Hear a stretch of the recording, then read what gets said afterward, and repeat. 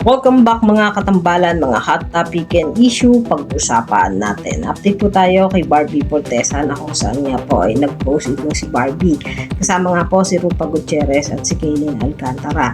At ito nga po ay nagtatarayan kung sino ang mas maganda. At makikita nga kay Barbie yung pag-arte nito doon sa video clip na ipinost niya sa kanyang social media account. Samantalang ngayon nga po ay nag-post nga po itong si Barbie Fortesa na nasa isang restaurant to at kumakain nga ng napakasarap na cheesecake at matcha drink. At sa post nga po ni Barbie na may caption pa nga po na "Thank you for stopping by, Barbara Fortesa.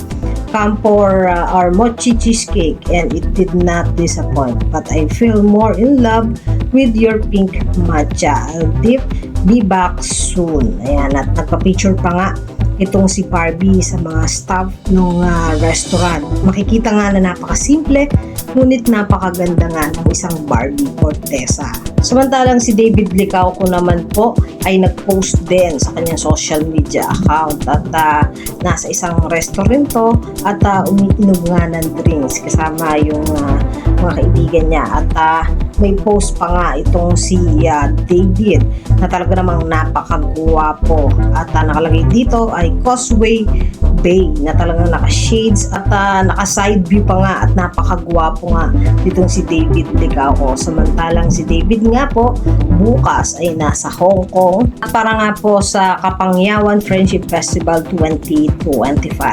Ito po ay gaganapin sa Charter Road in Central Hong Kong. Sa lahat po ng gustong makita ang pambansang Ginoo, pumunta lang po kayo doon sa Charter Road in Central Hong Kong. At si David Licauco nga po ay nandoon bukas. Yan po yung mga update natin kay Barbie at kay David. Kayo mga katambalan, ano ang masasabi nyo? Mag-comment lang sa comment section at pag-usapan natin.